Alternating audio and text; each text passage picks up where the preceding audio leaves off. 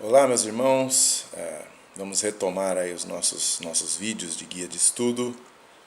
Espero que vocês sempre se lembrem que essa é apenas uma sugestão, uma orientação, e que vocês têm grande liberdade para trabalhar em cima do sermão do domingo, ou até mesmo, claro, dependendo da conveniência, você percebe que pode haver um outro estudo importante para ser dado, né, uma outra mensagem, e vocês têm liberdade para isso. A gente quer apenas ajudar, né? São ferramentas importantes, mas que vocês que estão com a mão na massa aí precisam identificar como utilizar e a melhor maneira, né, de edificar o seu grupo através disso.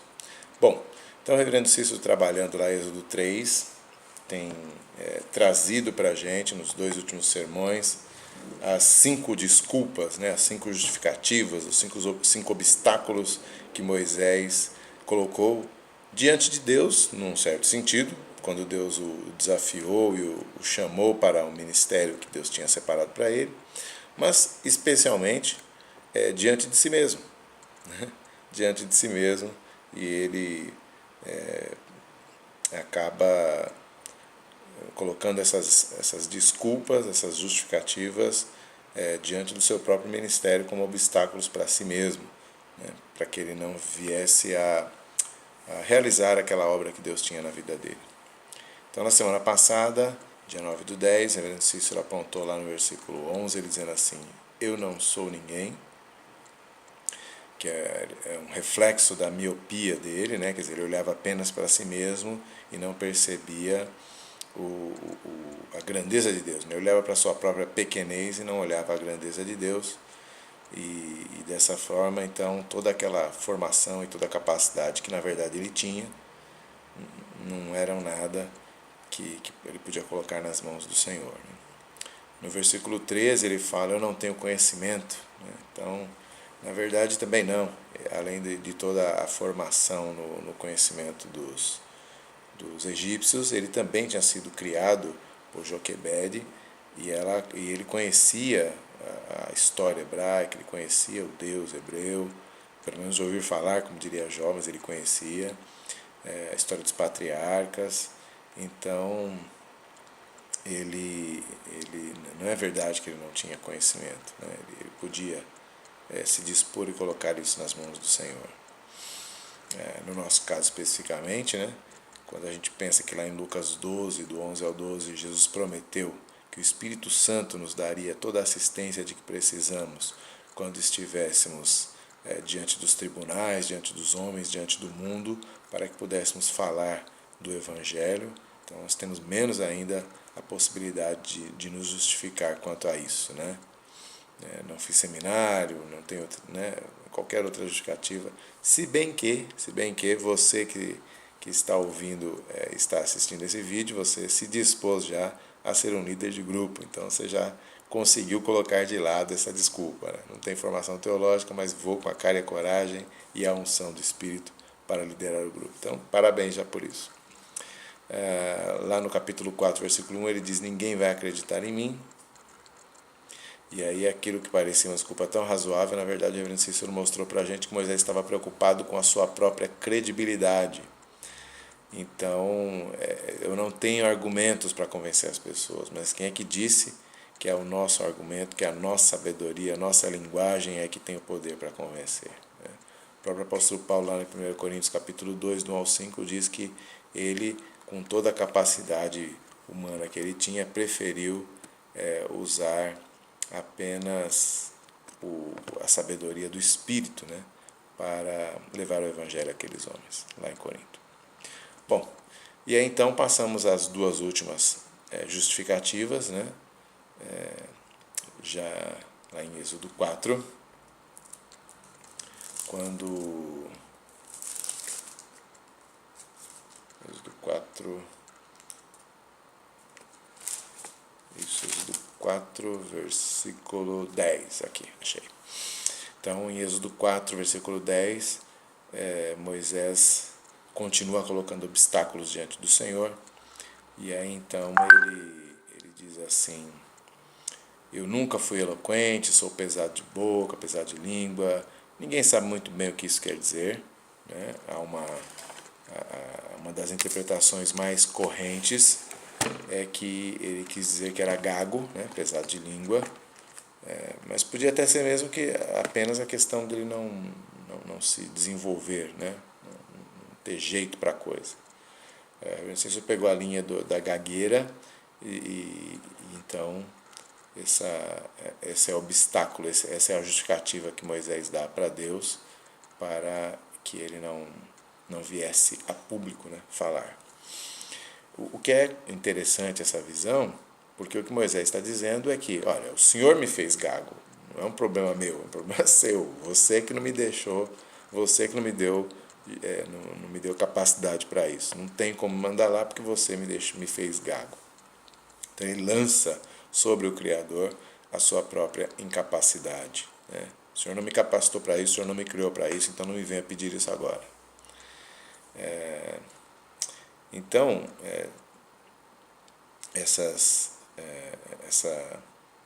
essa justificativa de Moisés, ela nos pega também, né? Muitas vezes nós colocamos as nossas limitações naturais e dizemos assim, olha, foi Deus que me fez assim. É o famoso crente Gabriela, né? Eu nasci assim, vou ser sempre assim, Gabriela, né? Mas a questão que se coloca é a seguinte: e se o Criador quiser fazer você superar a sua limitação?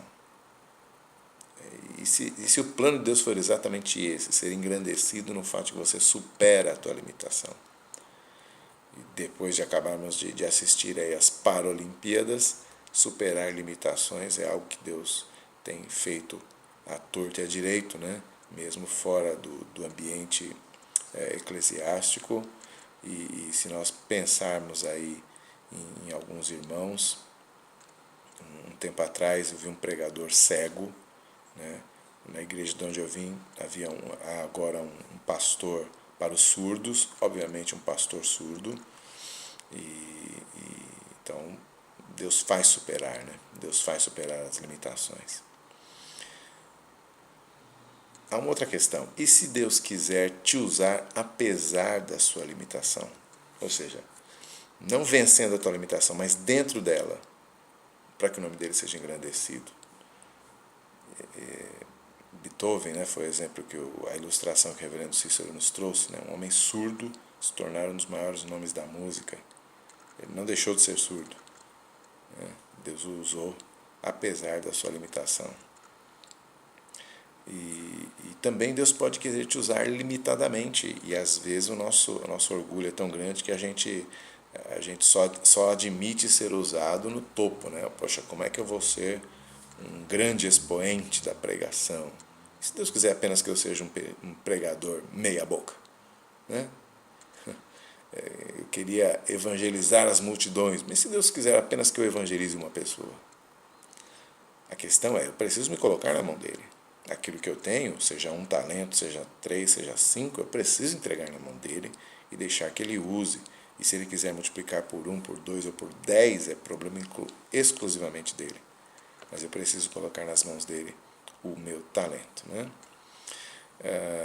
E é curioso que no versículo 11, de fato, Deus assume a sua autoria e diz assim, pois é, sou eu que faço os gagos, eu que faço os mudos, eu que faço, né? Ninguém está, eu não estou me isentando disso, mas eu estou te enviando. Então, versículo 11 lá, Deus, olha, eu sou o Senhor, inclusive do surdo, do mudo e do cego. E aí, então, talvez esse que é o foco, né, do estudo de hoje, dê ocasião para a seguinte reflexão: quantas oportunidades você já deixou passar por causa do medo? Quantos ministérios você já deixou passar por causa do medo? Os nossos temores, temer a Deus é o princípio da sabedoria, mas quando nós tememos as circunstâncias, é o princípio do fracasso, né? É o princípio do ostracismo, é o princípio da mediocridade. Quando nós tememos as circunstâncias, tememos as pessoas, tememos a opinião das pessoas, tememos o fracasso, tememos tantas coisas. Pense bem, O temor é o oposto da confiança. E a confiança é prima da fé. Num certo sentido, o nosso temor é sempre falta de confiança no Senhor. É sempre falta de fé. E é por isso que ele tem que ser erradicado, por isso que ele tem que ser combatido, né? Os nossos temores, via de regra, são carnais. Se não 100% das vezes, a maior parte das vezes eles são temores carnais. Se nós colocamos nas mãos do Senhor, Deus nos faz vencedores. E a quinta objeção, eu não quero ir. Aí, na verdade, Moisés abre mão das desculpas, né? E ele diz abertamente, não, manda qualquer um outro, menos eu, né? E aí, então, a gente fica pensando, né? Isso nos levou a pensar, quem seria Moisés se ele não atendesse ao chamado de Deus? Ninguém, né? Sendo um gago na mão de Deus, ele se transformou num grande homem, no maior dos profetas. Se ele fosse um falante, né, um grande orador, mas não nas mãos de Deus, ninguém saberia quem era Moisés. Agora, 3.500 anos depois, né? Ninguém saberia. E sendo um gago, liderando um Zé Povinho, né, como o reverendo Cícero diz, né, um povinho escravo, sem história, sem riqueza, sem cultura, sem poderio militar, sem nem terra, né? E foi assim que Deus usou. Talvez sem a grandeza que ele quisesse, né? Que ele almejava, mas Deus usou exatamente ali e ele se tornou então um dos maiores nomes da história bíblica e da história humana, né? Sem Moisés não haveria toda uma nação que hoje em dia existe, né? Que até hoje existe. Então, às vezes a gente se mede e se encana com coisas muito pequenas, e exatamente por ficar de olho nessas coisas pequenas, nós simplesmente não enxergamos a grandeza de Deus. Essa talvez seja o grande resumo aí dessa série de sermões que o reverendo Cícero nos trouxe, né? Vamos começar a olhar mais para a grandeza de Deus e menos para as nossas próprias limitações, né? Vamos colocar o que a gente é nas mãos do Senhor. E aí a questão é a seguinte, ontem o reverendo Cícero começou dizendo o seguinte, o fato de sermos novas criaturas, né, recapitulando os outros estudos, o fato de sermos novas criaturas não significa que temos nossa história apagada, que temos as nossas marcas deletadas. Não.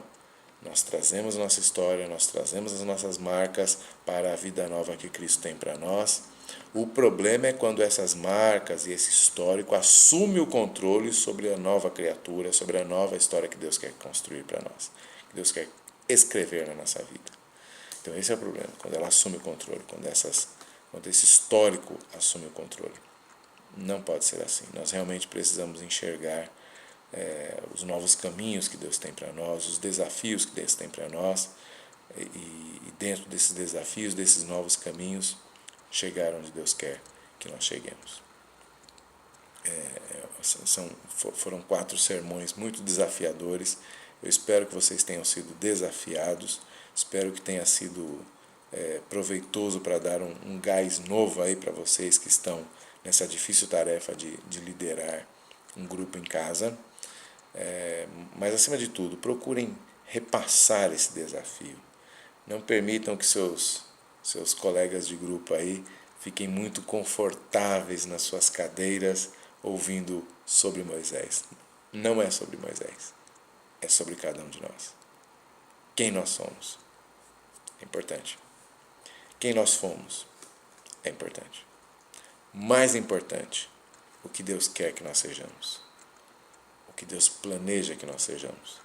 É isso que conta. No final de tudo, é isso que conta, né?